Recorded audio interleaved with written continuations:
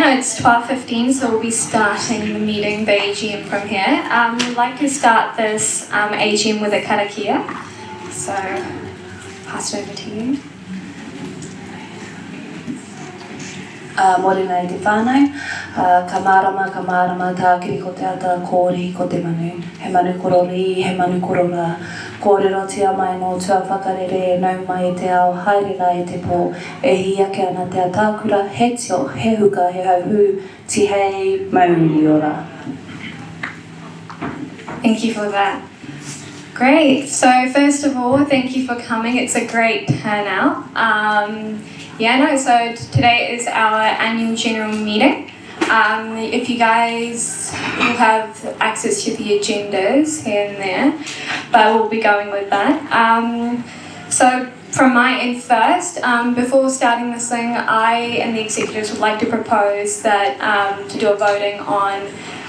So constitutionally, the president has to chair this meeting, and if the president cannot, then one of the executives gets up and chairs the meeting. To keep everything going at fast pace and just getting things going, I and the executives would not like to chair this meeting, and for us to do that, we would have to do a vote from the quorum to allow us to break that constitution, and then after that we'll go and find someone to nominate, and they will do a voting, and if they pass then they will be chairing the meeting. Is there any questions regarding that? More than happy to take any, but yeah. No, are we good with that, or yeah? Awesome, great. So I'd like to put the motion through that the executives and the president does not chair this AGM. Could I have a seconder to that? I'm going to give it to Tyler if you don't mind. Okay, awesome. All for this? Could I please get a show of hands? Aye. Great. I'm guessing that's everyone. Against? No? Motion passed. Awesome. Great. One thing done. Next. Great. So I would like to... Is there anyone who would like to chair this meeting? I would like to nominate Michael Salmon, who is the president. He's a previous president, and I had my general meeting last week as well, and it was good that he kept everything going and smooth. So that's, I think, what we need as a chair. So I would like to nominate Michael. Michael, do you want to speak on this a bit? Yeah. Kia ora everyone, Michael. It's embarrassing. So the reason that we're looking at having an impartial chair basically is because there's a lot of potential for constitutional breach here. The fact, unfortunately, that the meeting is happening today with the notice period given actually already is a constitutional breach with the not being 7 clear days. However, as a group that popped up recently has rightly pointed out, the next available constitutional date would be the 16th, 2 days before the end of semester, and if we didn't make quorum then, that would be then pushed back a week out of semester, and then we get a constitutional breach there. So to try and minimise the amount of breaches there are and keep things as per the very first object of the MUSA Constitution, which is to protect and do what's best for students, for members, we'd just like to have an impartial person in the chair. That's me. So yeah, so long as you guys are happy for that, as the members here today, basically you can cast a vote on that, or if there's anyone else who thinks, oh, that guy looks like a dickhead, perhaps we'll get me in or whoever else in, you're more than welcome to nominate another person who might want this illustrious job. So with that, I'll hand back and I guess a call for nominations next. Awesome. Does anyone else want to nominate themselves or someone they would feel like should be doing this? Oh yeah, okay, awesome. You want to pop up if that's what you like? Yeah? Do you want to go to that as well? I've chaired meetings before, and I also don't really have an idea of what's going on, so I feel like I'm Okay, awesome. You want to just speak a little bit more to that, or do you want me to just, yeah? Or do you want me to just call a vote and see how it goes? Okay, good. Yeah. You want to say your name and just, yeah. I'm Isabella. I'm a second year Hort student. I used to chair meetings for a political organisation when I lived in Australia. We used to always follow a really strict form of chair where someone would speak, and then if someone wanted to speak to that, they had 3 minutes max to talk, and so I'd basically just time it. Give them 30 seconds when they need to wrap it up. It's just a good democratic way to get everyone to talk, kind of. Also, I don't know many people in the room, so I don't think I've got any kind of favouritism when it comes to picking people to talk. And I enjoy chairing meetings because it's fun. That's about it. Awesome. Is there anyone else who would like to nominate themselves or someone? Great, awesome. Okay, well, then I think we're going to do a voting. We'll go... Oh, how do we want to do this? So I'll go first, who would like Michael to chair, and people put their hands up, and then second when, Isabel wants to chair, and then we'll see how it goes. Awesome. So the first motion would be for Michael Salmon to chair this meeting. Could I please have everyone raise their hands who'd like this to happen? Great. Awesome. Can we have someone count? Can we just keep it up? Sorry. Can you count?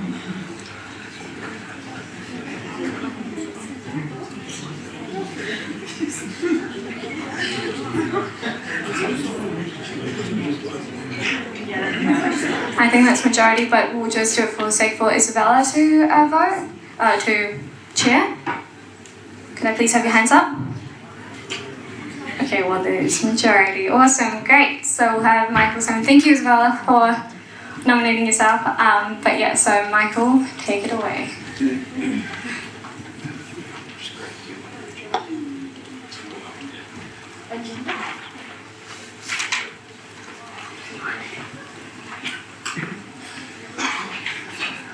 Brilliant. So I figure for this meeting, the best way to get through without basically a repeat of last week is to go through the business that we have proposed for the day, and then we'll follow up with discussion, any votes put to the floor, etc. Everyone happy with that? Love it. Perfect. So in attendance we have all of the present exec. Brilliant. Any apologies? Love that. Introduction for point 3. Verbal report from the President. Awesome, great. So, kia ora everyone. I am Fatima Imran. I'm your President for 2021. I'll give a verbal report of what I've done until now. All my reports since Jan till now can be seen. It's been the agendas beforehand and all that, but I'm not going to say every single thing I've done. It will bore you guys, but the main things I'll say. I'm part of grant committee, so we have 4 meetings in this year, and the clubs that MUSA has, you guys applied for grants. I sit on the committee, help and get the grants through. Secondly, I'm on a lot of steering groups for Massey. So one of the main ones is the retention, student retention group. So there I'm the student representative, so whatever Massey's doing. Whatever they're doing, it's just I can provide a student perspective on certain things. Other than that, I am the Deputy Chair, for the Youth Council for Palmerston North. I feel like Massey, although we're over the river, there's that divide from the city, so I'm really keen on breaking that divide and allowing us to be there. So I have a great relationship with the mayor, the councillors, and I have talked about key issues that students have brought up with me, such as problems that they face, whether that be at Ada Street or the whole alcohol ban after 9 p.m. and then 2 a.m. bar closing. So I have advocated for that to change and see what they have to say. Day-to-day, the involvement in CDUSA, there's so many other things that happen day-to-day that thinking on top of my head is hard. But another thing I'm really proud of is that when I ran for president, my main issues were parking, food, and bar.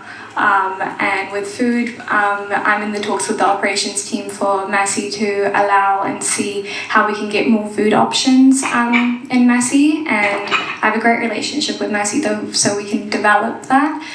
Parking, I made that announcement last week, but a lot of students have issues with paying. It's $2.20 right now, but creating a package where students can have an access card and have a designated parking so they can use it multiple times in a day, because there are people such as vets who have to go in and out for classes and placements. And bar, just having a talk with them that a lot of other universities have a bar on campus. Why don't we? Why do we have to head off to the town? And I should stop, I feel, because I think I can go on. Yeah. So just Should we start? Hello everyone, I'm Alex. I'm the Education Academic Officer for 2021 and 2020 for what it's worth. Most of my job is basically wrapped up in the Massey meetings, so kind of like don't really see an awful lot of me, and that was pointed out last week, I'm well aware. One thing I will mention very quickly is that I'm looking at instituting a drop-in session once a week. So there'll be a nominated time that I figure out where for maybe 2 hours I'll put up a Zoom session, and anyone can just drop in and just have a chat about basically anything academic, educational, clubs-based, that kind of thing. Just rather than me being in a million places at once, it's easier for people to come to me. I think that's something I could try, and if that doesn't work, I'll try something different. So the big two things that I've been working on since last year would have been the student disciplinary regulations got revamped. They're still being rolled out at the moment. So as far as the academic side of that, things like when you're doing your assignments and when you're doing your exams, what happens if you have a breach or a suspected breach. So that's a big deal. And the other thing is just looking at the online services that Massey has, and how they're working, how they're not working, and just trying to make sure that goes as smoothly as physically possible. And that's all I can think of right now. Cool. Kia ora koutou, I'm Rama Rotawira. I'm the co-welfare officer alongside Minnie and Esther. I am also the president of Manawatū, and I was approached at the start of the year by Fatima to be co-opted into this role. And I think it was a great opportunity for us to build a stronger relationship between Manawatū and MUSA. And in my time on the MUSA board, I've been in a lot of talks around student voice and facilitation of that, and also just been a lot more involved with Manawatū and MUSA events. So we played a part at the Culture Ball, and I don't know if many of you saw us down on the concourse yesterday, but yeah, that's what we were doing. And also moving forward, looking to implement more MUSA events around Te Wiki o Te Reo Māori and Mahuru Māori next semester. And yeah, surely that's something we can get on board. Thanks. Kia ora koutou, my name is Marla and I'm the Equity Executive for MUSA this year. Over the past 5+ months I've worked on building relationships with UniQ and TIB, as well as with the ASA and MOSA VPs for a period poverty campaign that is in the works. I've attended a few TIB meetings and events and drafted a plan for a future TIB event. For period poverty, a proposal has been created for costs of implementing free period products on campuses, and sanitary disposal units in some male bathrooms on the Auckland campus have been achieved. Following on from that, I've contacted the campus operations manager for the Manawatū and Wellington campuses, and am in the loop on when those changes will be made so that we can better support our trans tauira. I am also building a relationship with Connor McLeod, Massey's Diversity and Inclusion Advisor, and I'm going to be on the National UniQ board in the hopes of creating relationships with them so that we can better support Massey's rainbow students. These 3 topics have been my main focuses for the year and will continue to be so. On top of my main projects, I have attended governance meetings as well as seminars and workshops on various topics, both pertaining and not pertaining to governance. The following are my goals for the following 6 months. I hope to continue to build relationships with our Manawatū Uniku Club and assist in solidifying their relationship with MUSA. I hope to assist in making progress for all Rainbow Tauira once national Uniku meetings have started. I hope to try to change or at least start conversations around changing the bathrooms on campus to become safer and more accessible for gender diverse students while not negatively affecting disabled students. I hope to achieve a physical space on campus for Uniku, Rainbow and Te Katapui students that provides both a safe space and a place to find relevant resources. I want to hold an event on period poverty, public interest permitting. I want period products to be made available in campus bathrooms by the end of this year. I want to be a part of holding a panel on sexual violence in tertiary institutions alongside TOB, as well as generally help to foster an equitable environment for all students. Again, I'm the equity executive, so if there is an equity problem that you come across, even if you don't think that I personally can solve it, please feel free to come and chat to me or send me an email about it, and I will try to act as a conduit between your problem and finding a solution. Kia kaha.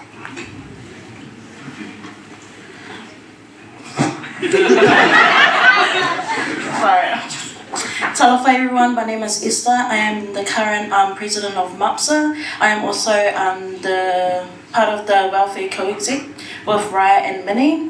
I am the latest member of this exec team. I've only joined them in March, at the end of March.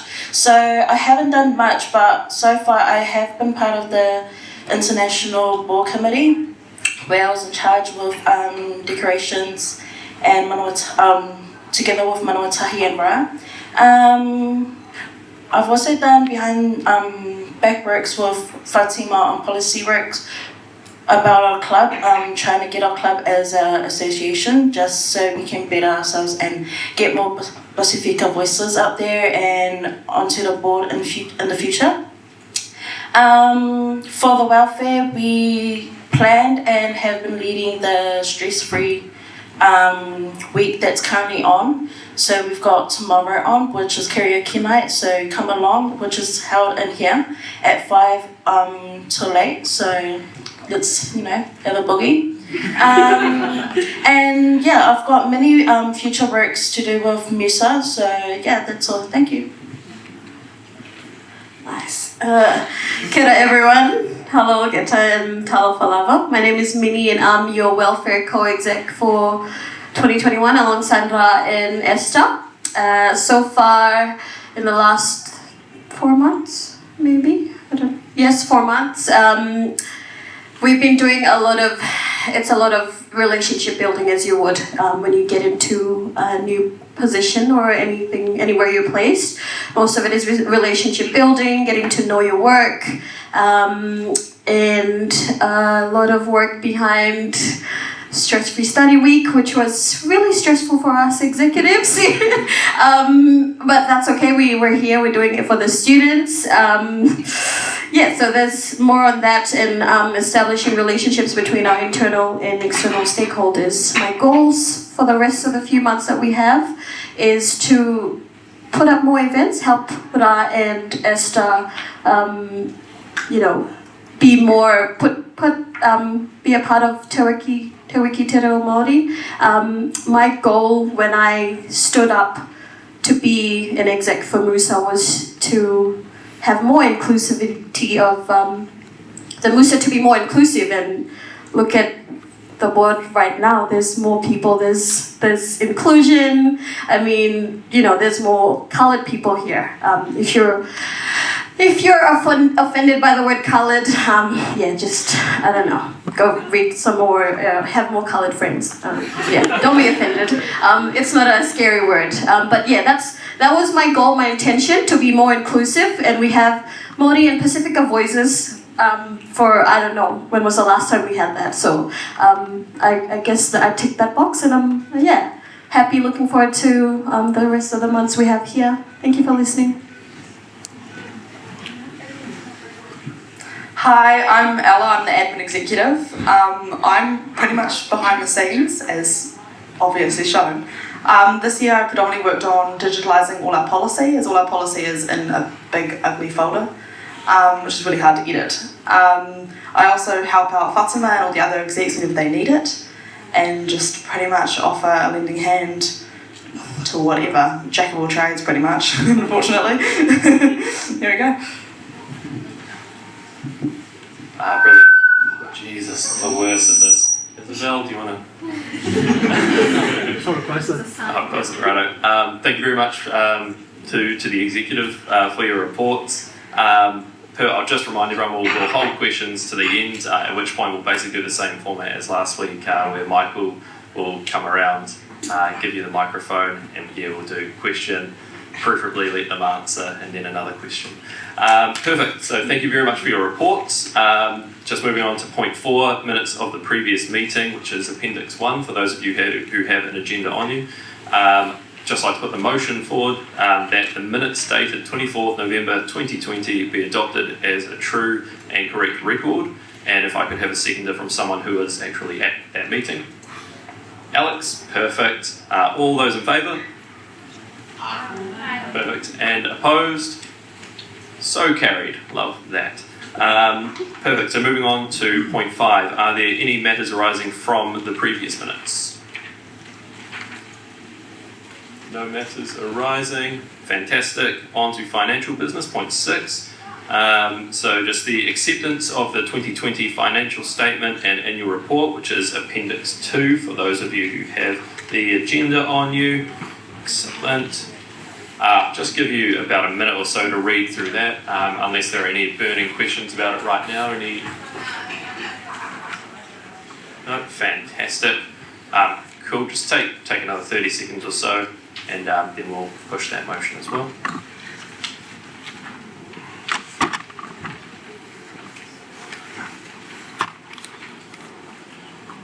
There's more like 10, but I'm here for speed. I'd just like to put the motion forward that the annual report, including financial statements for the Massey University Students Association for the year ending December 2020, be accepted as a true and accurate record.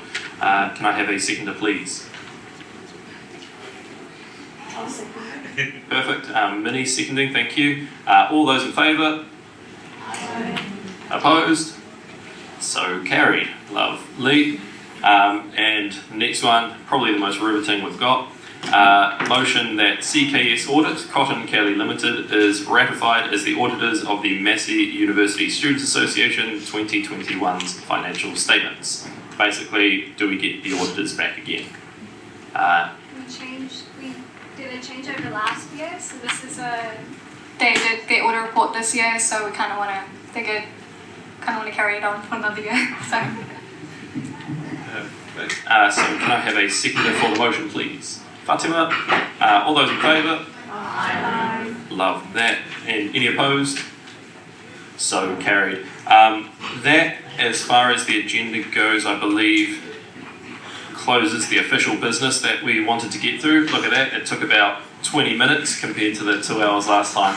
So now what we will do is open up the floor to questions. Michael will be the arbitrator of who gets to answer the questions. And yeah, just really would call for respectful dialogue and allowing each other to speak, and that, yeah, just don't be a dick. Kia ora. My name's Joshua. I'm just speaking on behalf of Students for a Democratic Union. As I'm sure we're all aware, there have been a lot of concerns raised over the last couple of weeks about what's happening with our union, what's going on, and just trying to get some clear answers so that we as members know what's happening in our own organisation. As a part of this, the second open letter came out and we asked for a full response to that, which was promised last week. A response was sent to us privately, which went into a few of the questions, but dodged most of them. We're hoping that a full response can be given publicly, as well as a response to the demands, which I'm sure we've all seen posted around campus. These are just very basic documents about trying to figure out what the hell's going on inside our union. It's stuff that should just be on hand anyway, so that the student body as a whole can know what's happening. So my question is, when can we expect a response to this? Thank you.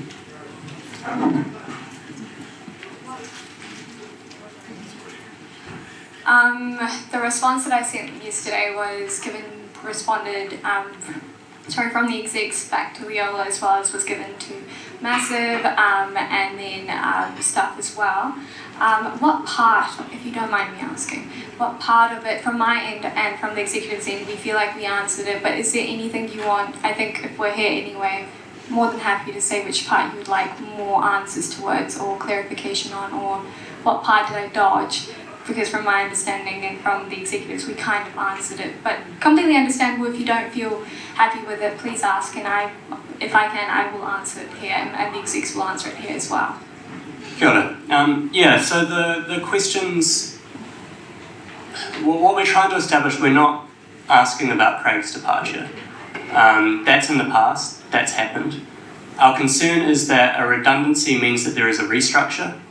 A redundancy process means that there is a restructure happening in the union.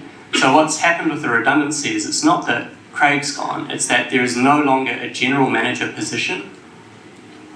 So our question is there a restructure happening? Yes or no? So even in the letter, when I went into an employment relationship with Craig, he was aware that there was a potential proposal that would be put forward with the merger, and if that goes through, there could be a potential that the position might not exist. Potential. And in the letter as well, I don't mind saying the letter in public if everyone wants as well. I was wanting to, not gonna lie, I was wanting to put it on the Facebook page, but that was a discussion I wanted to have with everyone, because the letters weren't ever put on the MUSA Facebook page, so we didn't want to just put an answer up without any context. But so it was a potential. And when we went into that employment relationship with Craig, I did do it with Grow HR, as I said on the letter as well. And whatever happened there, that was what was decided. There are stuff that is confidential, which I cannot go into. And as for a restructure, no restructuring has happened. And for it to happen, as I said in the letter, it must go to the members first, and when that goes through, then only can we look into restructuring everything. So with the voluntary redundancy, that was the whole Grow HR, us sitting down, however that looked upon. That is why it's called voluntary redundancy, and that's as much as I can say. So to clarify, there was no redundancy process?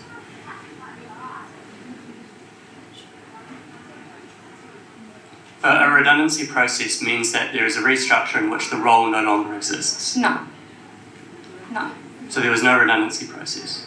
I'm guessing not, because the position still exists. Okay, thank you for clarifying. Yeah.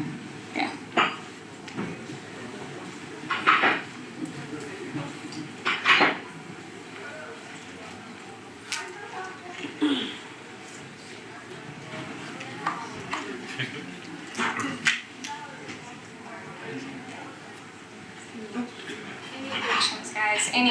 Anything at all? Kia ora koutou, ko Leola Mainola ho. First of all, I feel really awkward talking through a microphone because I'm not used to all the echoes and stuff. So just to follow up on a second range of concerns that we have is, what is the current support available to our operational staff at MUSA? We have heard very varied responses around the restructure process. We don't want to get into the specifics around Craig, but we also know we have a large staff here who provide incredibly important services to students, such as advocacy for students who have academic grievance problems. We have a dearth of support for students who have experienced sexual violence in our communities. The operational staff here, in my experience, and I'm sure a lot of other people here too, provide an amazing service. We also know that they're extremely stressed right now. We've had a resignation. We have people on the verge of quitting. We also had them needing to get the tertiary education union involved to get paid a couple of weeks ago. So we have real pressing concerns that the staff's legal rights are not being met for them to have a safe workplace. This is a basic requirement that MUSA provides a healthy, safe work environment for our ops staff. And then if the ops staff can't perform their jobs, that has a very detrimental effect on students.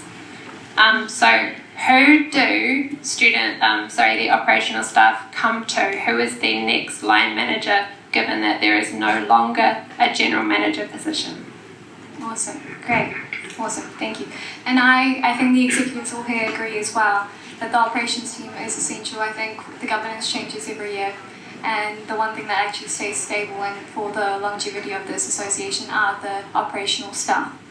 As for the question regarding who do they report to, so if there are line managers there, they have people underneath, that's how they go. But if there is, as I've said, I'm acting general manager, my job is not as a general manager go there, but if there's any concerns that they do have that require my attention, then they would come to me. Whatever's happening in the employment side of things, I can be very open. I'm having a staff meeting today as well after a few weeks, so we will be having a staff meeting and we will be growing, but these are tough times for MUSA and we're trying our best to move forward with the help of the operations team, but I don't want to say anything while I haven't had a talk with them about it. Regarding TEU, the payment thing, thank you for bringing it up. So TEU is Tertiary Education Union. MUSA gets paid usually on Tuesdays 10 a.m. Legally speaking, you don't have to get paid on our contracts till Wednesday. I'm well aware that it wasn't only people were paid, I can go into that as well, but no one could get paid with what was happening with the whole authorization thing we were having since June manager left, the accounts, there was no authorization, there was no one legally allowed to authorize any payments, and I don't want to go into what happened in the past, but right now what I dealt with was, hey, the accounts, no one has, well, people could have access to it, but it would be illegal. So Westpac, who's our provider, stopped it. It was suspended. It took 2 weeks to get the paperwork done, and we were hoping to get it on Tuesday morning. And I was calling back and forth.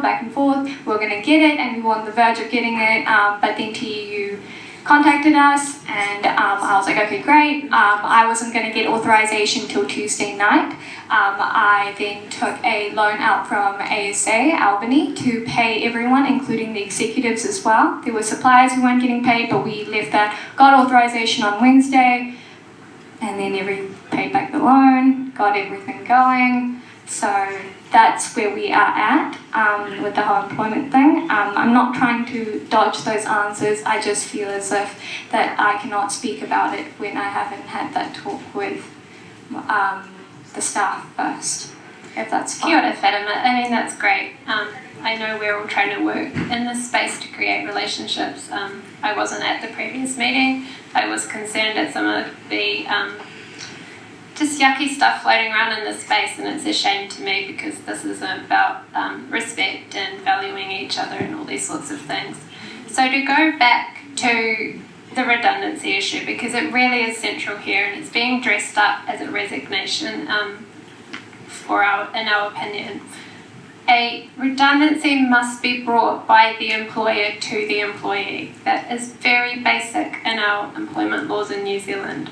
So given that the employer brought the redundancy, what was the handover process when the employee took the redundancy that was offered to them to ensure that student services continued to flow in an undisrupted manner and to minimise the stress on staff? And given that a redundancy process absolutely must imply a restructure legally, what kind of communication have we had since the general manager position was made redundant so that existing staff know where they're at within this current restructure process?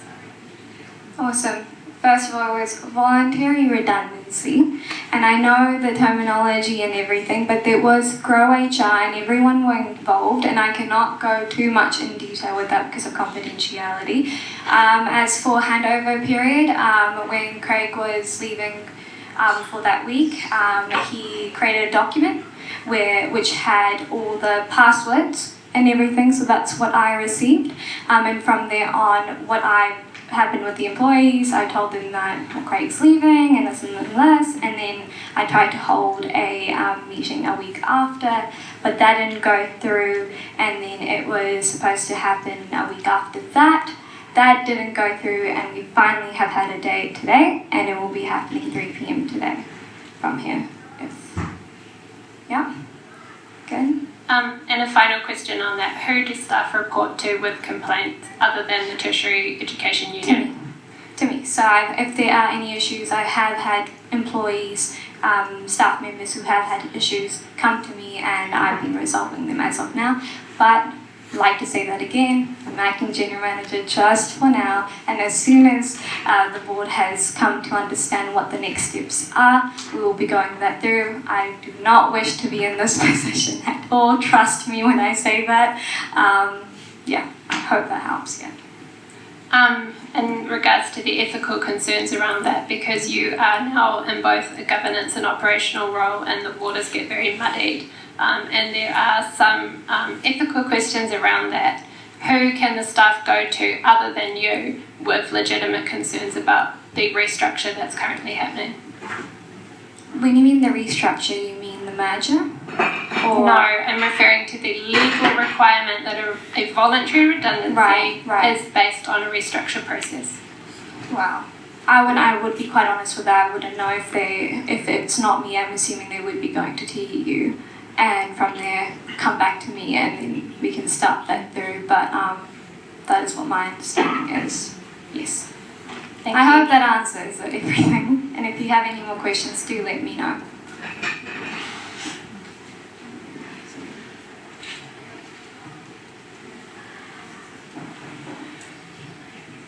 Any takers? Hi, I can't exactly remember the saying. I'm sorry to be a dead horse. Is that what the saying is? I don't know. About redundancy. So the New Zealand government website says, in regards to redundancy, your employer can only make you redundant if your position is no longer needed.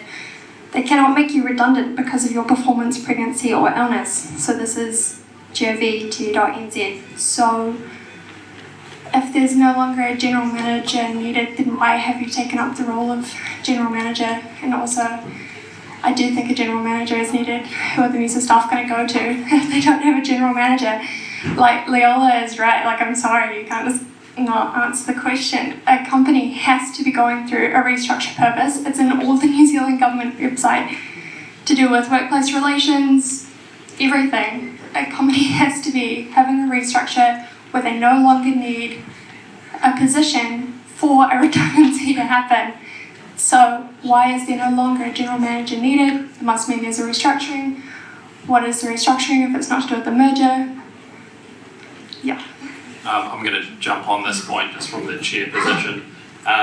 So I think in terms of the general manager employment, voluntary redundancy type questions, we're probably in a point where we're getting cyclical. I think if questions aren't being answered fully to your satisfaction, it's probably because they can't be through the confidentiality side of things. I'm satisfied the answer has come through in the format that it can here, in terms of what's confidential, the fact that HR and lawyers have been involved, and that the real progress seems to be 2 hours away when that meeting between TEU and the exec happens with staff. So I think if we can just sort of, as you sort of put, not flog the dead horse there. That's it. But like, as soon as you said that, I just heard a range of sighs around the room. It's just, it's not good enough. That's like basically it. I just heard that behind me. I understand the confidentiality. I'm totally aware of that. There's no need for an employer to give that out to everyone, the information about what happened for personal reasons, employee-employer relationship reasons. It's literally just the technical. You only make someone redundant. I'm sorry to say it again. If the job is no longer needed, that's what redundant means. Redundant means no longer necessary. So why is a general manager no longer necessary? That's it. Cool. Thank you, Isabel. Are there any other questions?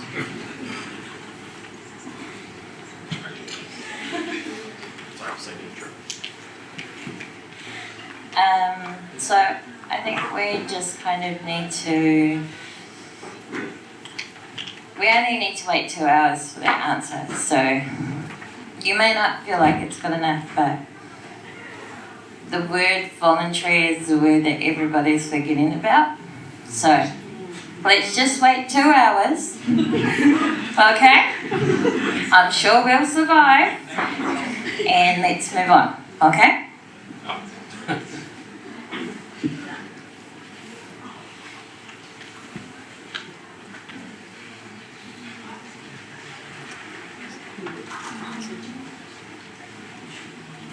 Are there any further questions to come?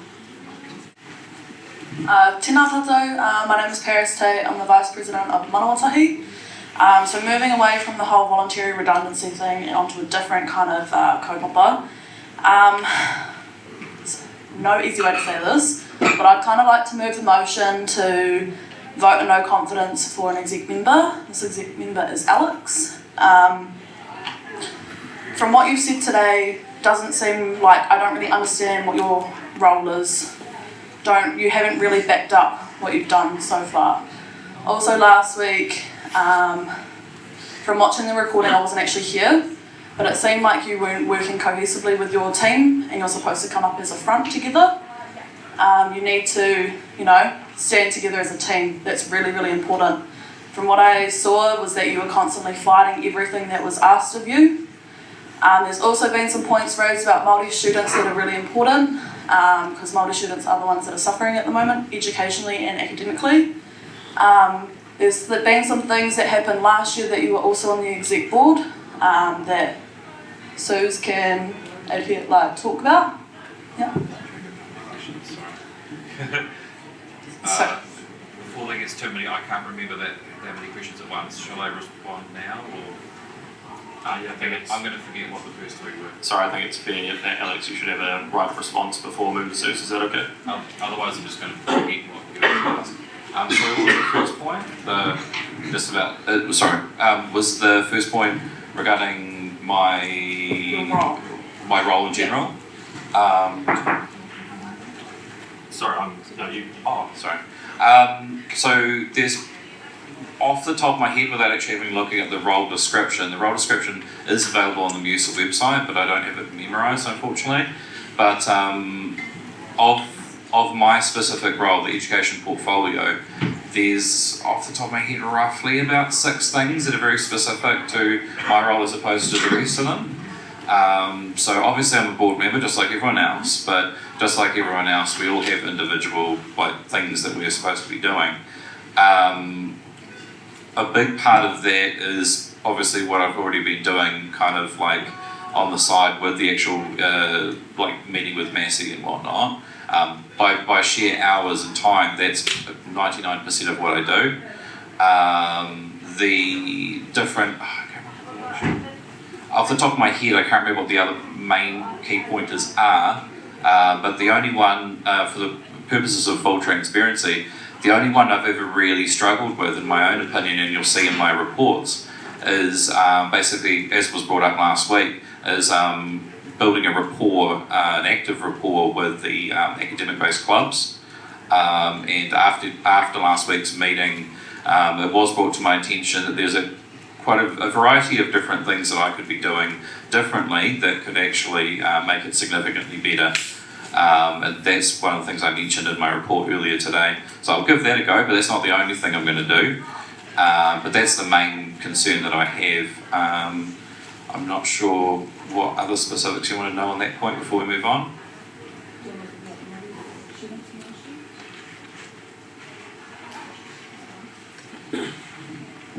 So last year we had some issues around Māori students and the academic process. So it was fortunate enough that we actually had to go to staff members, but some staff members weren't able to represent us on that level. And it's so one part there was the student disciplinary board that you mentioned you were on, or part of. Yeah. Yeah. So a part of being Māori, they were reconstructing the information document that you would have. The regulations themselves? Yeah, the information document that they did last year, and they put little clauses into it to resolving that students will have the opportunity to apply for or seek a culturally appropriated process for resolution. So what they wanted to do was only recognise Māori students in an informal resolution and not the formal resolution. So when it came to Manawatū, we actually had to write in a complaint constantly, and then we got told that there was a student on the board that kind of had no confidence in us. And can I just interject real quick? This is... Hang on. Yeah, I had... No. Yeah. Hang on. Can he interject? Are you happy for him to answer that point so far, or would you like to finish? okay, I'll keep going. But so it was going on about kind of you representing all students, obviously including Māori students, but us fighting for our voice to be heard, even though you were meant to be there to represent us. But in terms of saying that, you had none at all engagement with us last year. And as Paris mentioned, Māori are, Māori do struggle, and it's constant that we are trying to get our voice heard, so it's awesome to see that now with the exec board there is still a bit of colour in there. But yeah, that was the biggest insight of last year, that Māori were never on the decision making table. And then I don't want to be racist, but you not once came to Kaingaroa and engaged with us. At the end of the day, everyone that's in this room, we're all here to study. That's our common factor. So I think for being in that role as an academic or representing us students as an academic voice, I think it's mandatory that Māori should be at this decision-making table, because at the end of the day you are representing not only us, but everyone. I appreciate you telling me that. I'll go back a step to the start there. To make it perfectly clear, I didn't actually have any hand in the actual formation of the SDRs. The only actual input that myself personally had to the actual formation of them last year, I wasn't on any special board at that stage. In the earlier stages, I was just one of any member of the public or students or staff that could show up to the, I think it was the first and second rounds of consultation that took place on multiple campuses, and I can't remember the exact date, but at some stage last year there was open sessions that all students were able to attend. Myself and Stefan, who was the president at the time, were the only students that actually showed up. It was an open session. It wasn't a like private invite only or anything like that. I can't speak for Stefan, obviously, but in that meeting there was a lot of things that I argued for all students for. One of the things in particular that I actually brought up was regarding the culturally appropriate, the legalese that they use in the regulations, but the culturally appropriate resolutions, I think it's called. And yeah, it's part of the two ways that you can have a, I've got the regulations in front of me, but I can't remember the exact words, but essentially to have an informal process, there is two avenues in the regulations, without boring you with the technical stuff. But there's a regular informal that anyone can take, and there's also a parallel secondary clause where you can have a culturally appropriate resolution, which is also deemed to be informal. Are you familiar with the process, or shall I go on? Okay. So just for the purposes of just wrapping this into a nice little bow, essentially the intention with the SDRs is that if you decide, whether it be Māori or anyone, if they decide they want to go through a culturally appropriate resolution process, they basically opt to do that. The university then will organise to meet with I believe off the top of my head, the Associate Dean Māori, or their delegate. I believe that's how it's phrased. And then that's something I fought for. And I fought for that not just for Māori, but also for other cultures as well, because it wasn't very clear in the drafts who could access that or how they could access that. There are some technicalities in there that weren't ideal, but like most things with consultation, you can only really put your recommendations forward and then Massey can go from there. I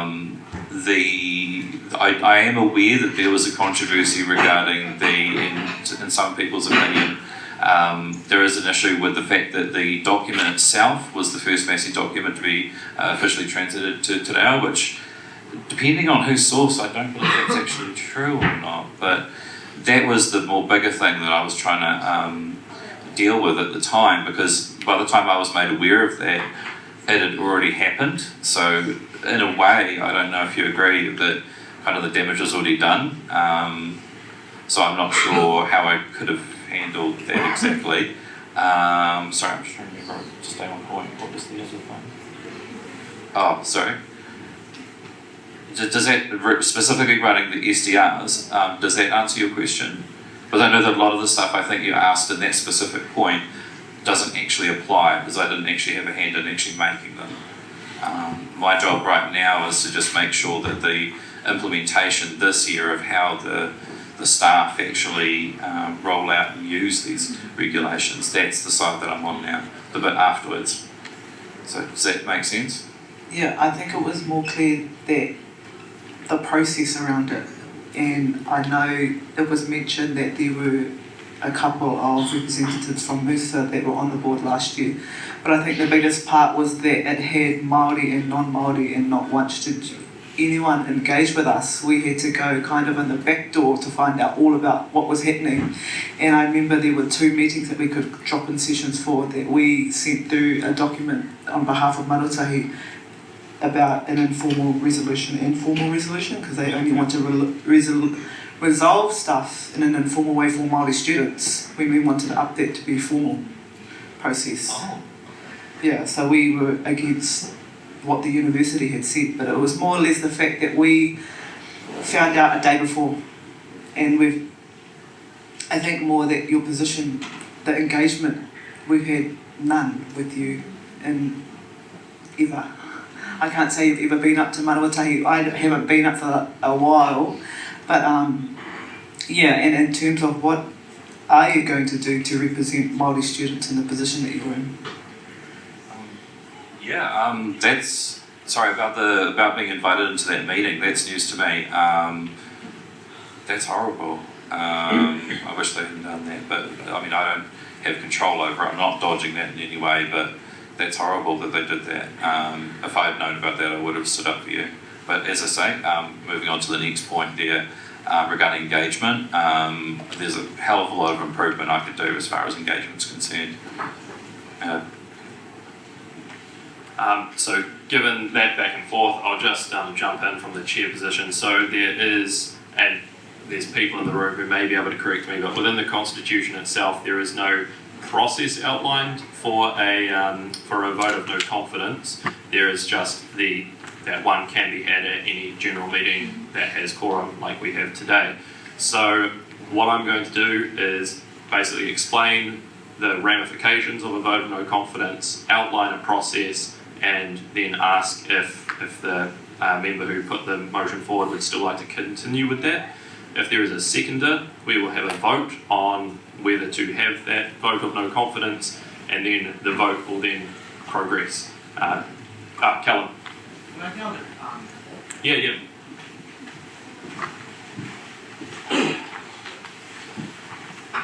Kia ora koutou everyone. My name is Callum. Sorry. I'm a little bit awkward too, so I'll just stand here.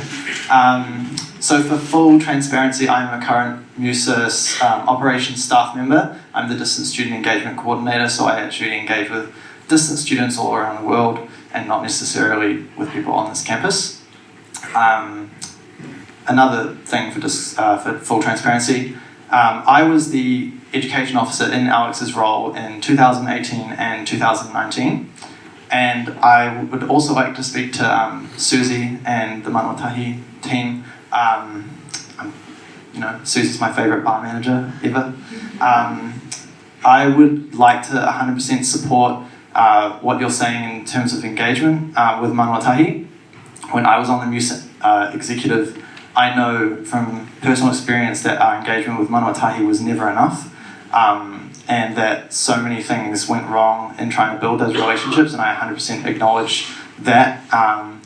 I would like to make a suggestion that we move that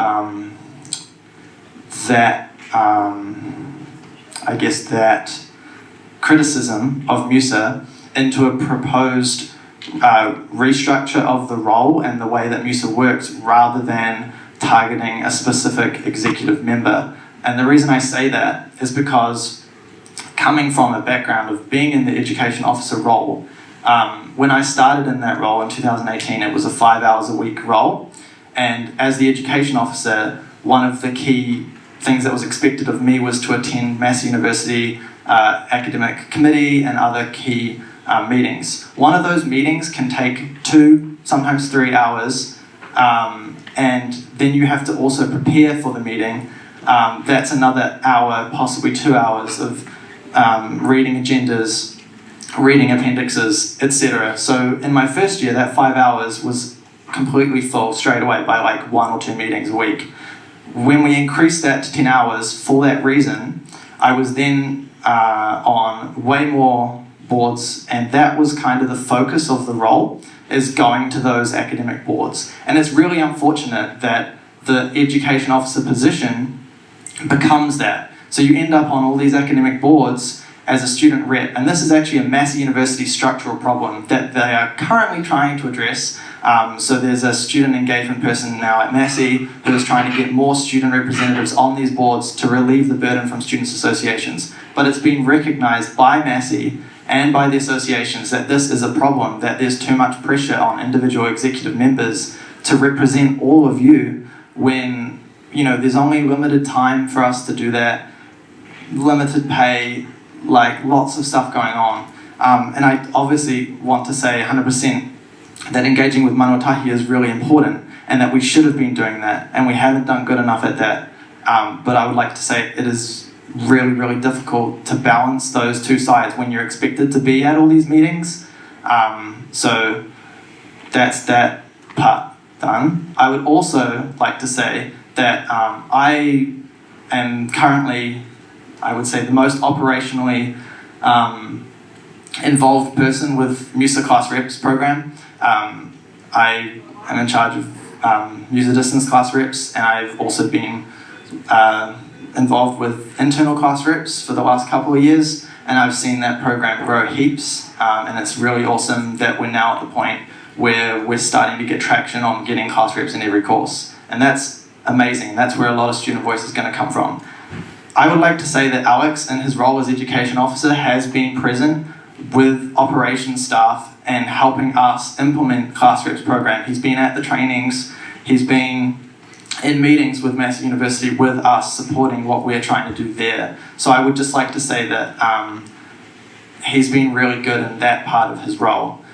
So as much as I 100% back what you're saying in terms of lack of engagement, I would also like to say there are positives to Alex in his education officer role, and that it's a really difficult role to fulfill. So again, to summarise, I'm proposing that we, instead of having a vote of no confidence, this is just a suggestion by the way, instead of having a vote of no confidence, that we propose, we change the education officer role to balance it out, so that engaging with Manawatū and engaging with students one-on-one or in groups or whatever becomes a thing that is essential in all of the roles, because it's not just education that has to engage with Manawatū and has to engage with students in general.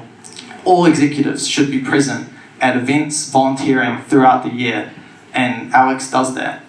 So yeah, that's kind of, I'm suggesting that we focus it at a structural level rather than at an individual role right now level. Kia ora. Thank you very much, Callum. And wouldn't usually be the position of a chair to, but I'd also like to jump on that point made about engagement with Manawatū. It historically has been lacking from the MUSA end of things. So to summarise the point there then, Callum's counter-proposal of a restructuring of the education executive role which would retain Alex within that position. Retaining Alex in that position, and I guess having that, Callum, correct me if I'm wrong, Manawatū involved in that restructuring position process.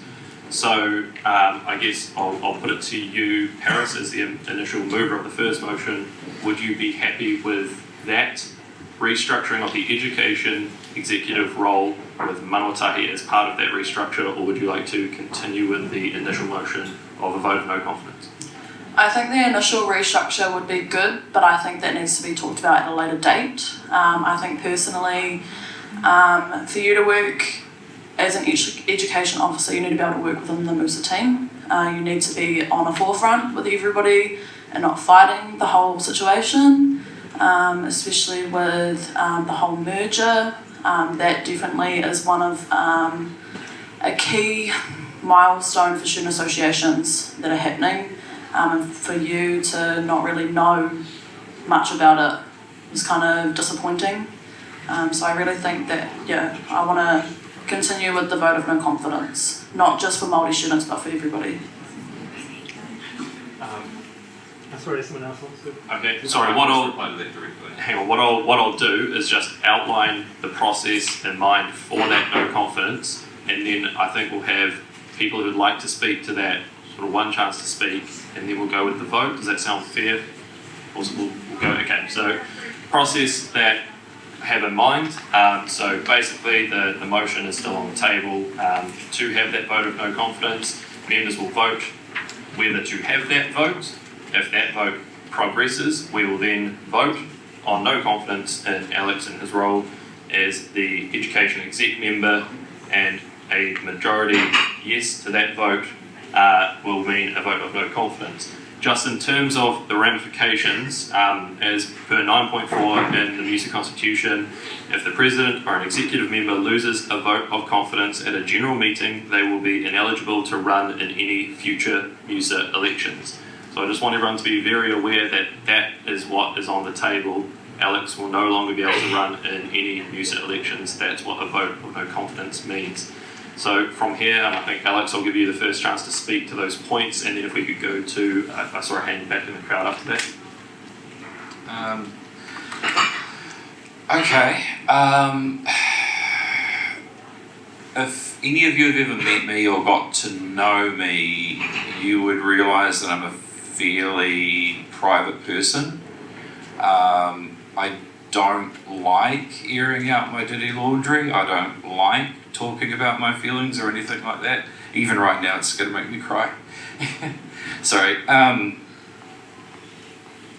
Just to give a bit of context, earlier this year, I was aware that my last grandparent was on her deathbed, essentially, for lack of a better term. I have been extremely distracted by that. My studies have all but stopped months ago.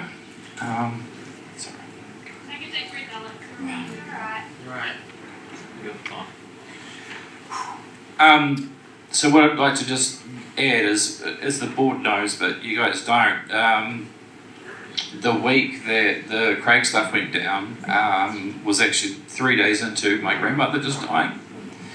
So that is part of the reason, probably the reason why I don't know much about what was going on. I didn't want to mention that last week. Sorry.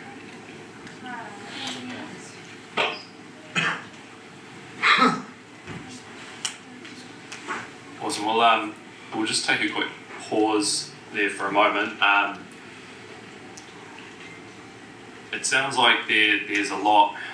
See, this is one of the problems when it comes to membership, operations, and executive. There are a lot of things that each group knows that other groups don't, which can very much muddy the waters. I think perhaps I don't know if your question or comment is still relevant, or do you still? Okay. Oh boy, what a day. I think, given that there is still that table motion, potentially there's also the chance going to sound like a dick, of potential for a resignation if this is something that's affecting your ability continuously to be on the board for a voluntary resignation, which, so going back in, and I know it's a pretty emotionally fraught situation we're in now, and it's a lot to take in, but the motion is still there. So if the motion is still there for a vote of no confidence in Alex as his role as the Education Exec member, with all points that have come out to this point here, is that still something that you'd like to put through? Perfect. So that was a yes. Alex, I think it's only fair then if you'd like to continue what you were saying, or also that the option be there for you to take a voluntary resignation, which obviously wouldn't fall under that stipulation I read earlier about making you ineligible for future elections. But if you'd like to speak first before. Just to get to the end of it, because I'm not enjoying this at all. I totally understand where you're coming from. If I was in your shoes, I probably wouldn't do much different. As Callum was nice enough to say, that I am part of the board, and I could have done better. We could have done better. But the long and short of it is that I feel that there's still more time left in this year, in this term, for me to do some real good for all students. And all but one area I was doing pretty damn well with, in my opinion. That one big glaring omission, obviously, I'm willing to work on. I'm willing to do whatever it takes to rectify that problem. And I realise I completely admit that is a problem that I definitely should have acknowledged earlier. Looking at the mechanics of the situation, we have just a regular annual election coming up in September. I don't know the exact date, we can announce it yet, but it's traditionally in September. Usually, because this is my second term, the Constitution says that I can't do my job for any more than 2 years anyway. Just in education.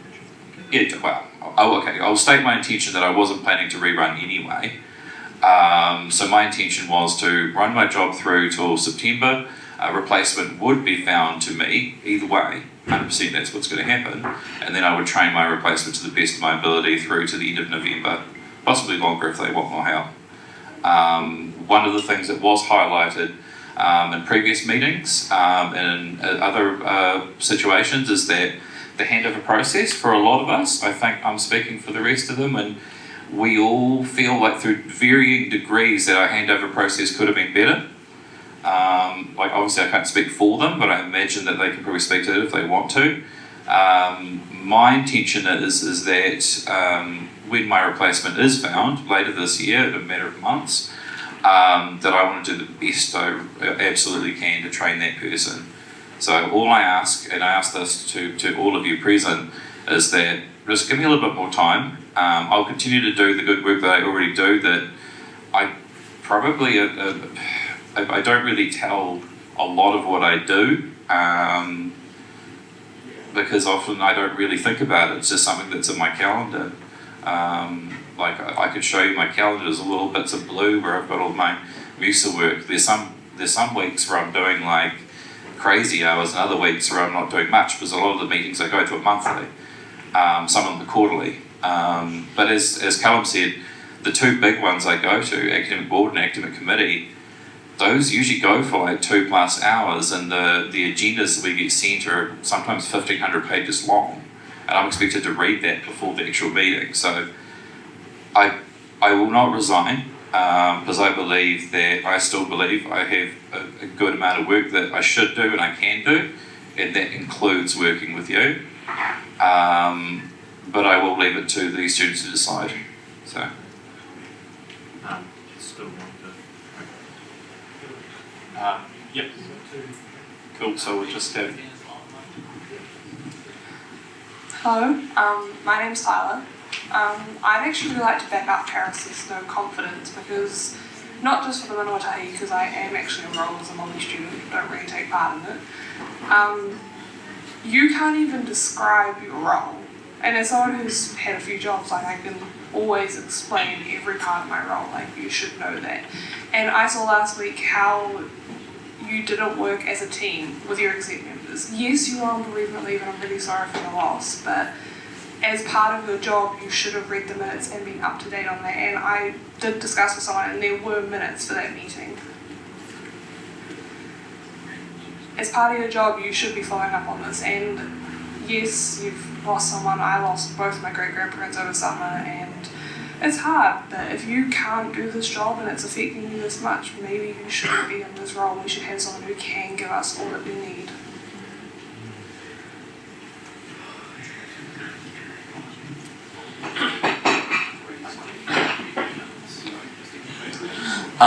Hi. So good afternoon, everyone. My name is Tyler, and I was the executive admin officer last year in 2020, and I have worked with Alex in the past before, and I actually have and so I completely understand where Alex is coming from. I have also lost both of my grandparents on my dad's side as well, and I recently just lost my step grandfather last couple years back during my first year here in uni, and so I only have my grandmother down in Wellington is kind of the only grandparent I have remaining. So, and I mean, when I was working with Alex, I would like to say that me and Alex we definitely did have our disagreements. Like I can assure you, I never agree with Alex's views, and also I never agreed with. Hold on, I just sorry about that. Tyler, just ask you to sort of arrive somewhere with and so I would like to say that Alex was good at his job. I was always in the office every day, and I would always see him at the board meetings on Zoom, and so he has done a good job in the past, and he always is at the class rep trainings, and so he is a good person to work with, and I'm against the vote of no confidence. So. Okay, we'll just have final word from Callum on it, and then we'll have that motion. Kia ora, me again. I would just like to say that all of your feelings about not being engaged with, etc., are valid, but I would please ask that you consider I am the only operations staff person currently working on a huge class reps program here at MUSA. Alex is the only person who can actually help me do my job, and I'm already overworked. And Alex, part of his role is to assist with the delivery of class reps, and I am going to struggle to do that without him. Alex is also one of our most engaged volunteers. If you go on the volunteer time counts thing, which is what we use to manage volunteers, Alex has one of the highest counts of hours for volunteering at MUSA events. I think that it's really important that executives engage with operations staff to deliver a united front, and I would say that Alex is one of the few executives who has actually worked with me this year to deliver for students. And I totally respect what you were saying about Alex not being able to articulate his job description, but I'm getting really bad anxiety now trying to explain my perspective, and I know that Alex shares anxiety with me too. And the job description for all of those executives is super vague, and handovers are structurally repeatedly bad all the way back till when MUSA sort of reignited 7 or so years ago. My handover was shit, and my handover to Alex was shit. We didn't know what our job is, and I remember saying specifically to Alex that my advice for him was that he makes obviously attends all of the Massey meetings he can and makes the role what he can out of it. There is no really clear way of describing any of those roles. Yeah. Thank you, Callum. So I did say that we'd put the motion through after Callum spoke, so apologies for those who have just put their hands up. So with the motion on the table of having a vote in no confidence in Alex as the Education Executive of MUSA 2021, all those in favour of having the vote? Those opposed? Alright, it looks like the vote will be going ahead. So what we'll do from here, I think between the two of you, Paris having put the motion forward in the first place, Alex as the person on the other end of the vote, is there anything final sort of minute that you guys would like to say before the vote occurs? Can we clarify that this is the correct process? There is no process in the Constitution. This was basically as good as we've got, unless there is, another specifically about the process.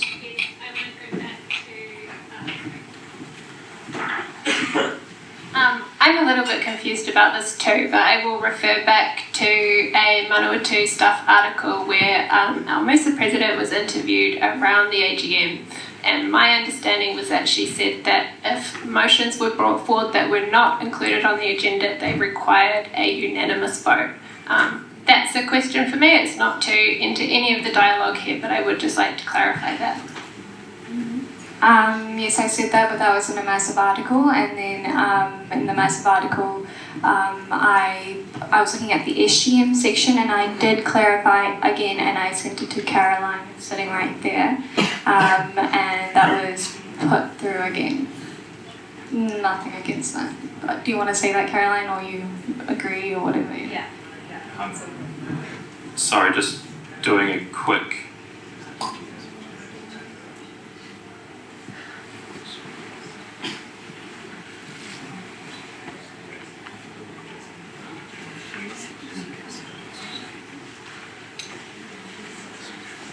Just looking through the Constitution, it doesn't appear that there is a mention of it having to be a unanimous vote within the AGM section. That is specifically to the SGM section.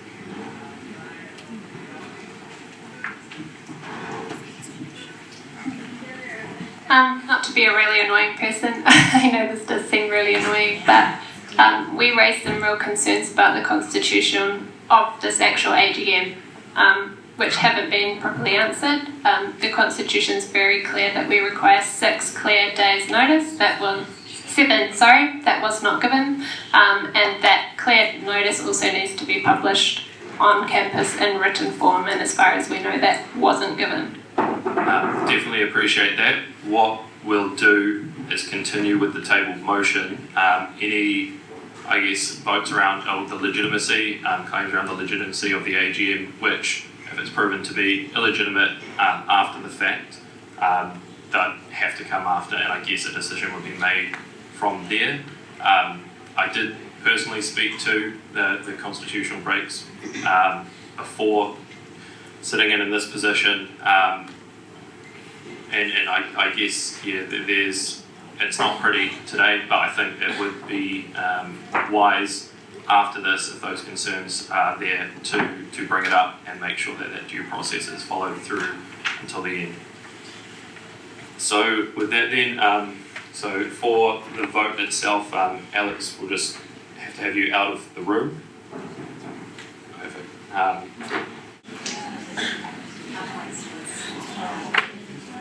Bear with us a moment.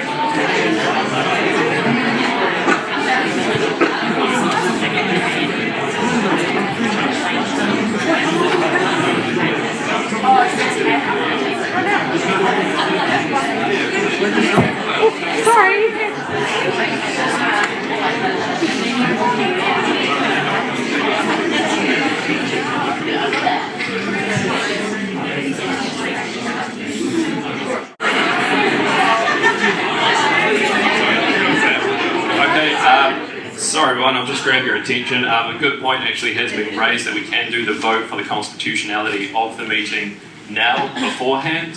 Alex has opted to remain out of the room for this, so we're going to count him as an immediate one against the constitutionality, as that's in his best interest. So what we're going to do from here, just by show of hands, do we accept the constitutionality of this meeting here today?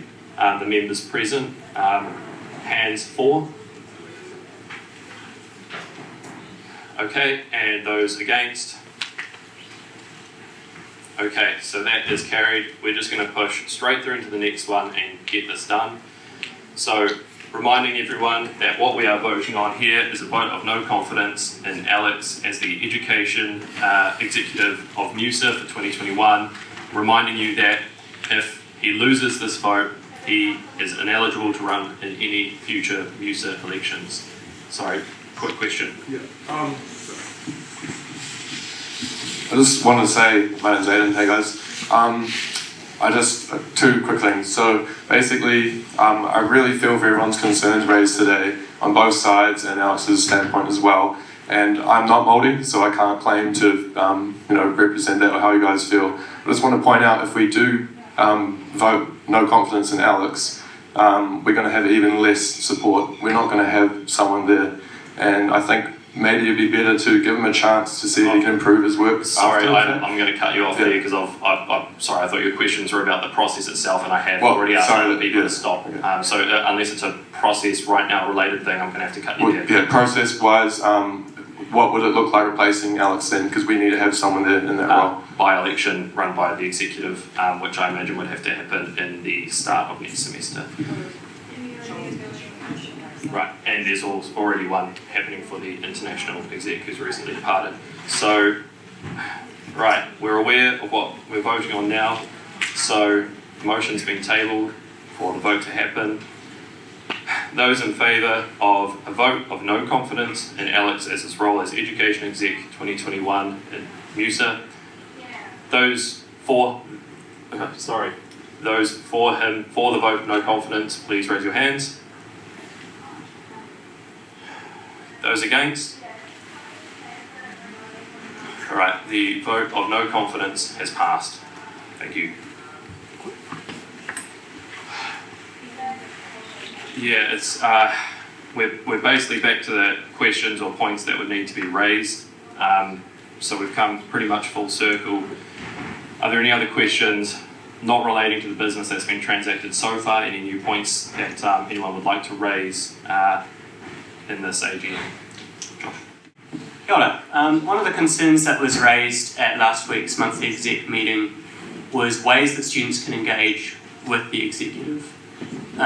Just in terms of how can we as students and as members of MUSA discuss the direction of our association and make our democratic concerns heard in any way that isn't a one-to-one meeting with the president? Is there a process that we can get together as a chapter, as parts of this organisation?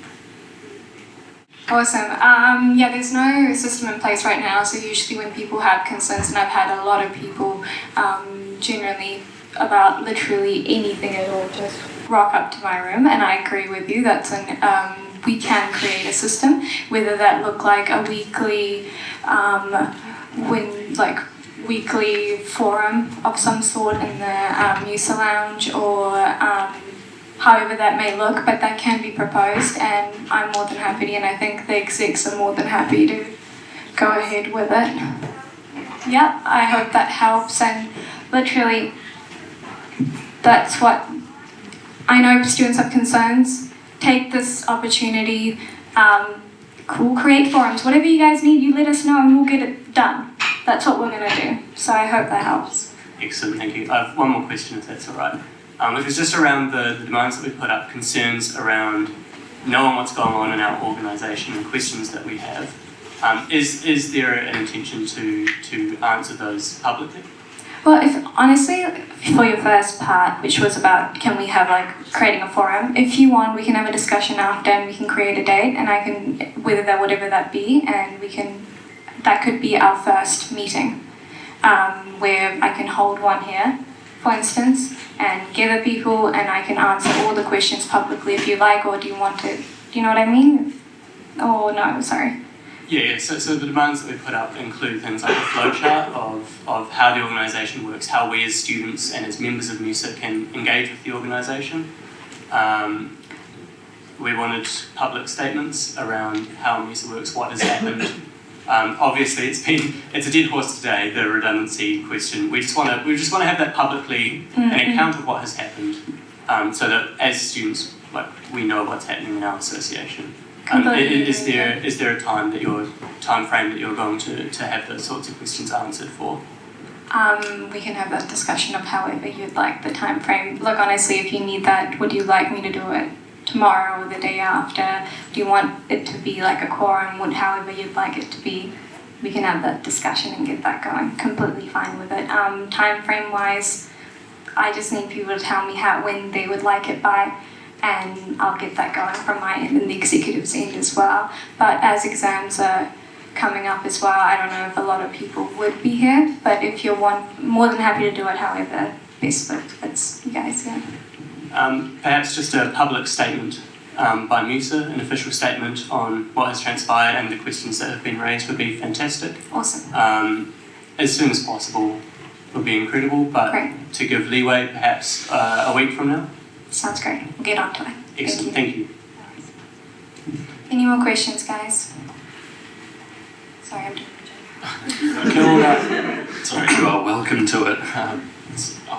Sorry. Kia ora, my name is Rex, and firstly I just want to applaud everyone for the way you guys carried yourselves through that vote of no confidence. It's an ugly thing to do, but you guys all remained respectful despite whether you were for it or against it. I think that's pretty cool. The last time I went to a vote of no confidence there was a rumble, but anyway. It's an awkward thing to do and we all got through it, so moving on from that. I just had two questions. First of all, is based on that vote of no confidence, moving forward. Outlined before, the bro just said that he was already struggling, or not already struggling with his role, but a lot of it was being alleviated through a lot of Alex's work. So as an exec team, how are you guys going to manage that so that it doesn't get too much for him?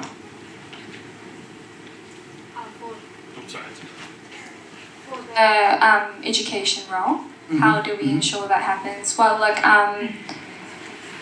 all the boards and everything he has been sitting on now, all the executives would have to sit and see the work and let that, delegate it out to us.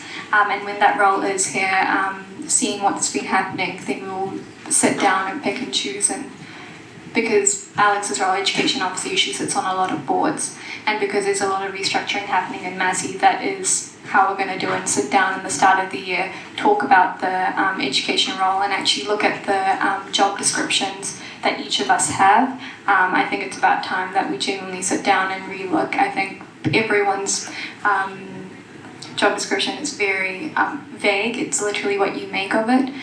So having some accountability towards that document would be essential, and I think that's what I've taken from this, and I get my executives have as well, and I think we'll go from here. So whenever we have the re-election, by-election, whoever that person comes into the education role would not have to deal with that, and we can all work from here. Hope that, yeah. Yeah, that does answer it, as long as the bro's got some support for his job as well. But my other question was actually about engagement. So one of the things that was highlighted, which led to the vote of no confidence, was the lack of engagement with Manawatū. Now, I just wanted to ask how you guys actually measure how effective you guys are being with engagement and what that actually looks like, because I know, although the positions are vague, how do you guys sort of measure it so that you are doing it or you are meeting those obligations for our Māori tauira? I completely agree. I think MUSA's never had that. There's no 10-1, how many engagement you have. It kind of just tells in this scenario when we get people who come and support you, or they're against you, and when you need help, or when you need any recommendation or proposal, that's how we look at it. But I believe going forward, usually in the past people will have a MOU, but with an MOU, every year governance changes, and sometimes that person might come in, doesn't want to have a MOU. The Manawatū might not want one. We might not want. So that's where I was creating a mana enhancing agreement with Rā and Manawatū in the start of the year, and I was looking into creating an MOU with MUSA this year as well. But that came quickly to me that, oh, I can do it, this executive can do it, but next year whoever comes is just going to remove it. Or they might do it even better. It's like a 50-50 chance, or even less than that. So, sorry, I'll quickly cut it off. So with the whole, it's about how the governance will look, how the merger, I know I don't want to bring that up and I don't want to get into that too much, but that's where the talks have come to with Manawatū from the get-go, to see that we don't have to create an MOU from the get-go, but rather they're in that zone from the very start, so we are all accountable to one another, and that's where we'll get engagement. Thank you. And if I may, so after just quickly chatting to Callum, who I think raised some really good points before the vote around that, looking at restructuring that education exec role. All the executive roles, I think, so still happy for that to be put to motion. So that is something we can actually vote on now as well, that all the executive roles be reassessed. Personally, I think it's a good idea as it speaks to another object within the MUSA Constitution around being a tiriti-led organisation, that the Manawatū involvement be there as well. So I guess I'll motion from the chair, if I can get a seconder, for having a restructure and a reassessment of all the MUSA executive roles with Manawatū involvement in that. Sorry, I see lots of questions. Michael, if you... Oh, where's that? Second is... Okay, perfect. Yeah, no, that's awesome. That's good. Second, perfect. Thank you. So is that a question there? Yeah, just like in that statement of the motion, can we just put in clear definition of the roles? So with a clear definition of the roles? Okay, perfect. So I'll rephrase the motion then. Abby, if you still are happy to second, let me know. So a restructure of all executive roles within MUSA with Manawatū's involvement in the restructure and clear definitions of what those roles are. Sam? Perfect. All those in favour? Aye. Love that. Opposed? Perfect. So carried. And I guess it will be to the executive of both Manawatū and MUSA to decide on a time frame, and also would strongly advise some member engagement strategies within that as well. Kia ora. I guess with that, are there any further questions, queries, again not relating to previous business covered, that anyone would like to put out, even just a general statement? Perfect. I just want to make a comment and say that I get that everyone here just wants the best for all the rest of our students, but you have to understand that this constitution, there is actually not a lot of definite things around it, and they're doing the best they can with what they have, and I appreciate that they're actually trying to make a change, and they're trying to write these things, and they're asking us what we want out of them. They're asking us where we want to go with putting in more definitive rules, and I really appreciate that from them. Thank you. Tyler?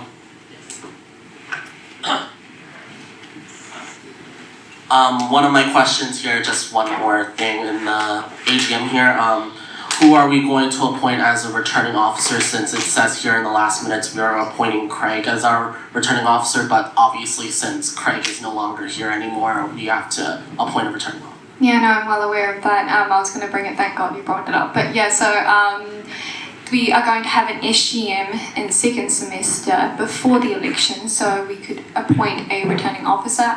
The execs didn't want to just sit and choose random person, because we could literally choose anyone and get that going. So an SGM next semester. Yes, Tyler, sorry. Is it, I'm assuming that usually the returning officer is a former executive. I'm not putting myself forward, by the way. No, I'm not doing that. I do have a suggestion of who. I do have a suggestion of who can be a potential returning officer if they so choose. I do have a suggestion. Do you want to put them forward? Yeah. I'm going to put forward that the board potentially reach out to the Honourable Ian Lees Galloway, who was MUSA president back in 2005 as a potential returning officer. Awesome, we'll consider it. And when we have an issue next semester, we'll go into that. But yeah, I guess that's all I can say.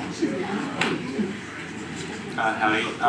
I'm just adding on to kind of what Josh said, but you guys said there would be a meeting in 2 hours with, probably less than 2 hours now, of course, regarding the issues with staff, and considering a lot of questions were raised about that, would you be able to make a public announcement about the outcome of that publicly kind of sooner than the week Josh gave you? It's a staff meeting, so it would be with me as well as the staff members. This is going to be our first meeting officially, everyone together, with a representative from TU for the staff and my supporting person, and it's an employment thing, so what things that need to be brought up to you guys will definitely be, but yeah. Yeah, it was just regarding the questions around the redundancy. You said answers would be given at that meeting, and so I think it's only fair if we've been informed that answers will be given there, we want to know those answers ourselves because we're students.